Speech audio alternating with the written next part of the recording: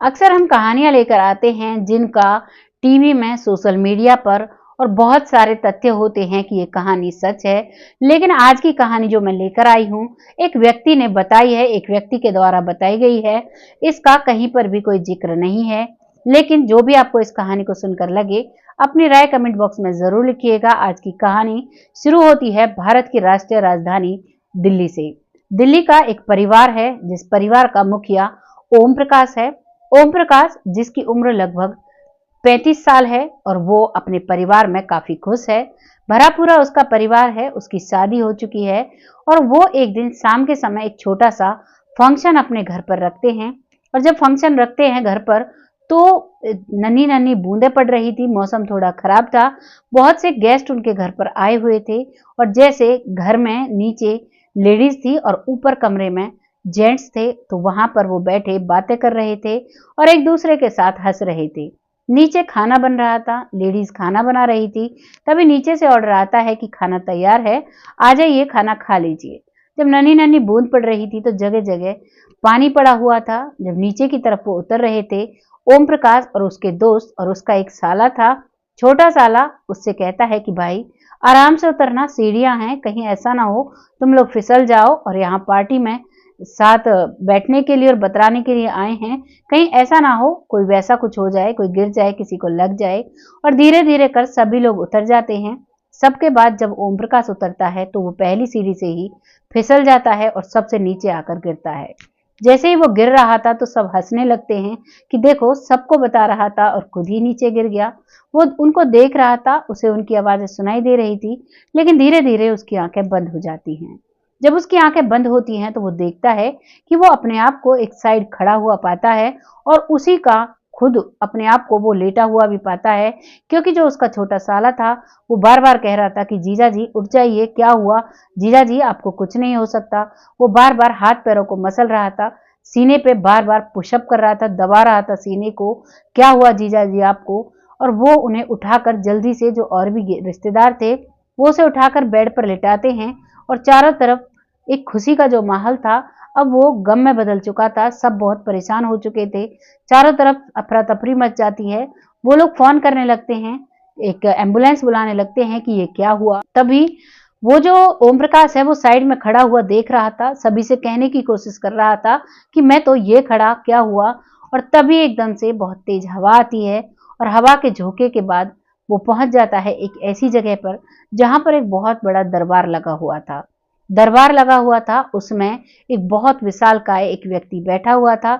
उसी के पास में एक और व्यक्ति बैठा हुआ था जिसके पास एक बहुत बड़ी किताब थी। वो इन सब चीजों को देखता है और बहुत हैरान और परेशान हो जाता है। और जो व्यक्ति उसकी साइड में खड़ा था वो बहुत ही डरावना था।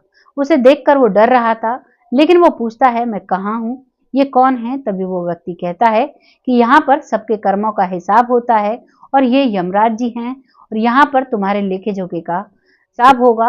अब तुम अपने नंबर आने की इंतजार करो। और वहां पर वो खड़ा हो जाता है, बारी बारी सबको बुलाया जा रहा था और अब नंबर आ जाता है ओम प्रकाश का। जैसे ही ओम प्रकाश से ओम प्रकाश का नाम पूछा जाता है तो चित्रगुप्त कहता है पन्नों को पलटते हुए कि इसका तो गलती हो गई है महाराज, इसके साथ तो ऐसा नहीं होना था, इसको तो अभी नहीं आना था। जैसे ही महाराज ये बात सुनते हैं, वो विशालकाय जो होते हैं, तो वो तुरंत उस व्यक्ति को आदेश देते हैं जो उस समय ओम प्रकाश के पास खड़ा हुआ था कि इसका शरीर छिन्न तो नहीं हुआ है। चित्रगुप्त कहता है कि नहीं, शरीर तो छिन्न नहीं हुआ है। तभी वो कहता है कि ठीक है, इसे जल्दी से भेजो। तो उसे जल्दी से जब लेकर आ रहा था तो रास्ते में ओम प्रकाश उससे पूछता है कि ये सब क्या हो रहा है, यहाँ पर तो जितने पृथ्वी पर हैं इतने ही यहाँ पर हैं, ऐसा क्या हो रहा है। क्योंकि ओम प्रकाश अब तक समझ चुका था कि मैं किसी अलग दुनिया में हूँ और ये मेरे साथ कुछ अलग ही हुआ है। अब ओम प्रकाश जब उससे पूछता है तो वो जवाब नहीं देता है और बस इतना कहता है कि तुम्हें मुझे जल्दी पहुंचाना होगा, नहीं तो तुम्हारा शरीर अगर एक बार छिन्न हो गया, खराब हो गया, तो उसके बाद नहीं हो सकता, तुम वापस नहीं जा सकते। और अब ओम प्रकाश चुप हो जाता है और वापस आकर वो व्यक्ति एकदम से आंख उसकी खुल जाती हैं। जब उसे घर वाले उठाकर गाड़ी में लिटा रहे थे तो उसी समय उसकी आंखें खुल जाती हैं और वो कहने लगता है कि मुझे कुछ नहीं हुआ है।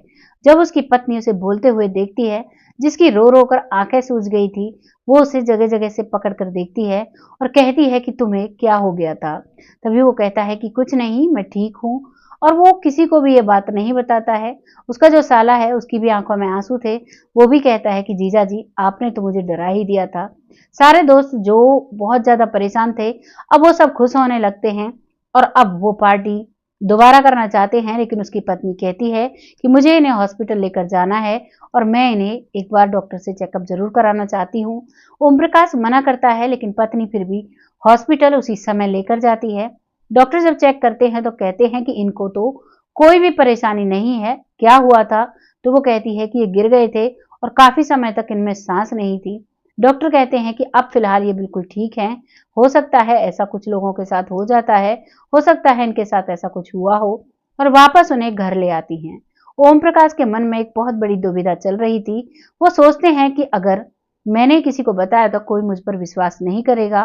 तभी उसका एक बहुत ही अजीज दोस्त होता है, उसे वो बैठा हुआ बताता है कि यार, तू विश्वास नहीं करेगा लेकिन मेरे साथ ऐसा हुआ था। जो ओम प्रकाश था वो एक बहुत ही पढ़ा लिखा व्यक्ति था। वो खुद भी इन बातों पर विश्वास नहीं करता था, लेकिन आज उसे विश्वास हो चुका था। वो कहता है कि मैं जब सीढ़ियों से गिरा तो मैंने अपने आप को दूसरी जगह खड़ा देखा था और उसके बाद मैं एक ऐसी जगह पहुंच जाता हूं जहां मुझे देखकर बहुत डर लग रहा था। जो एक विशालकाय व्यक्ति बैठे हुए थे, उन्हें देखकर डर लग रहा था। उनसे सब महाराज कह रहे थे और उन्हीं के साथ में एक बड़ी सी किताब रखी हुई थी जिसे एक और व्यक्ति देख रहा था। इन सब बातों को वो दोस्त सुनता है तो कहता है कि ये बात तुम विश्वास करो या ना करो, लेकिन मुझे विश्वास है कई आंटियों के साथ ऐसा हुआ है, कई बुजुर्ग महिलाएं, कई बुजुर्ग व्यक्ति ऐसे जाकर वापस आए हैं। तुम्हें यमराज के दर्शन हुए हैं और तुम्हारे साथ ये ऐसा हुआ है। तभी वो उसका दोस्त पूछता है और क्या आपने वहां देखा? तो वो बताता है कि वहां पर जो बड़ी सी किताब थी उसमें सबके कर्मों का हिसाब लिखा हुआ था। जिसने जो काम किसी से छुपकर भी किया है वो भी वहां पर सबके सामने आ रहा था।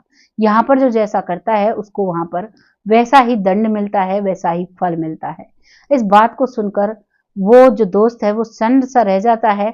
इधर जो ओम प्रकाश है वो भी अपने आप से एक वादा लेता है कि आज तक जो किया सो किया, लेकिन अब के बाद मैं कोई भी ऐसा काम नहीं करूंगा जिसका मुझे किसी को जवाब देना पड़े, चाहे वो ये दुनिया हो चाहे वो दुनिया हो। और वो अपने जीवन को बहुत ही शांति में जीने लगता है और बहुत ही ईमानदारी से जीने लगता है। ये थी ओम प्रकाश की कहानी जो कि उन्होंने ही बताई है। आपको इसको सुनकर जैसा भी लगा है अपनी राय कमेंट बॉक्स में लिखिएगा। बहुत जल्द ऐसी ही किसी सच्ची कहानी आती हूँ, तब तक के लिए जय हिंद, जय भारत।